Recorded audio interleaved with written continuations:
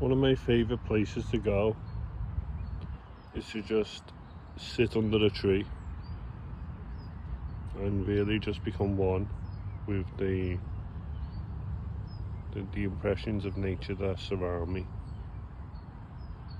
The beautiful green scenery, the blue sky, the trees, the grass, the smell of the fauna, my dog,